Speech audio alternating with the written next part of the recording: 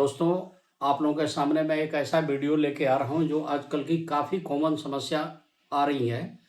हजारों हजार घर बिखर रहे हैं और मैं एक एस्ट्रोलॉजर हूं। रोज मेरे पास इस तरह के केसेस जा रहे हैं। किसी का प्रेम प्रसंग टूट रहा है, किसी का संबंध टूट रहा है, घर टूट रहा है, घर बर्बाद हो रहे हैं। उसके कई कारण हैं।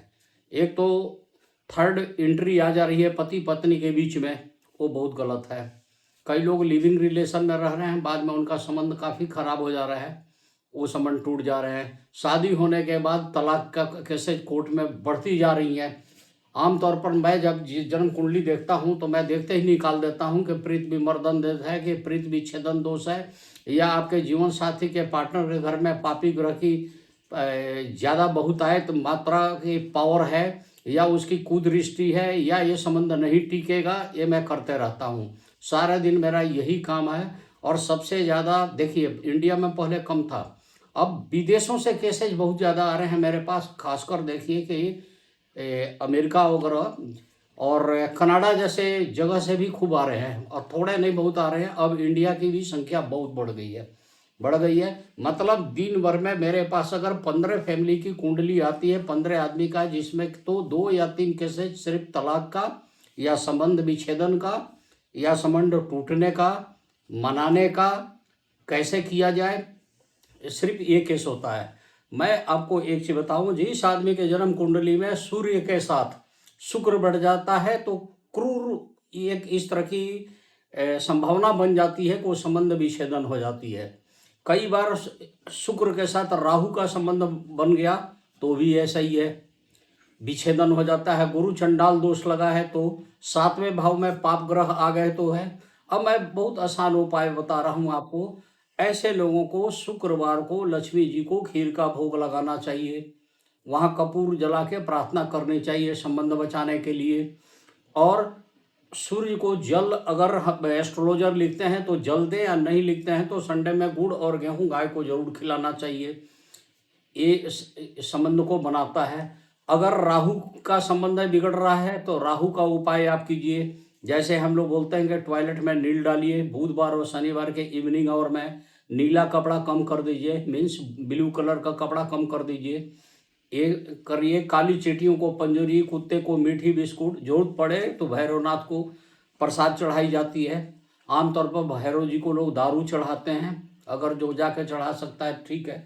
अब संबंध विच्छेदन का कारण क्या है? या शनि बैठ गया है 7वें भाव में और वो अगेंस्ट आपके लग्नेश है, आपके जीवन साथी के अगेंस्ट में है, तो दूसरी विजातीय शादी होती है, वो संबंध नहीं टूटती है, जो भी कारण हो सकता है, तो उसका उपाय कीजिए।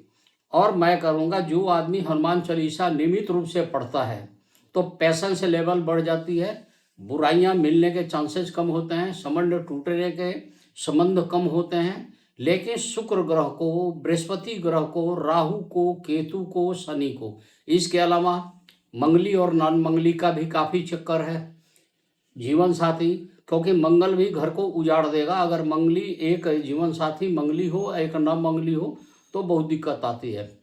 वैसे 28 साल के ऊपर होने पर मंगल दोष कम हो जाती है, खत्म तो नहीं होती। जो पंडित कहते हैं कि पूर्णतः खत्म हो जाती है, खत्म नहीं होती है। उसकी ऊर्जाएं निगेटिव जो है वो कम हो जाती हैं। लेकिन कुंडली का मैचिंग करा लीजिए तो ज़्यादा अच्छा। कई एस्ट्रोलॉजर अपना नेम एंड फेम कमाने के लिए साफ लिखते हैं कि न तो मैं कालसर्प मानता हूँ, ना मैं मंगली दोष मानता हूँ, तो ये उनकी धारणा हो सकती है। मेरा तो 38 ईयर्स यही सब करते हो गया, जिसमें हम प्रोफेशनल रूप से तो कई वर्षों से बैठे हुए हैं। तो मैंने जो देखा कि जो सच है वो सच है।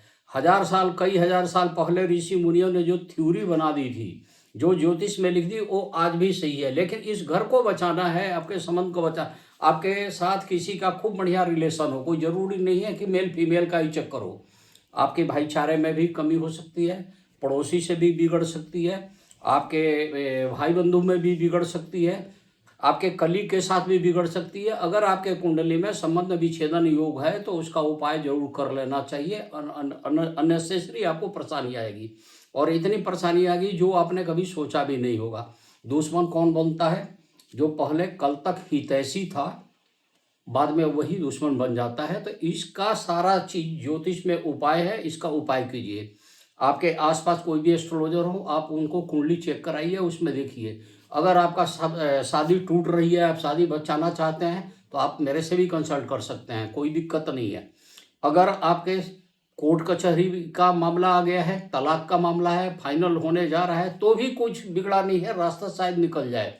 अगर मन से आप उपाय करेंगे तो आप भगवान से बनाए, भगवान से बड़ा कोई नहीं है।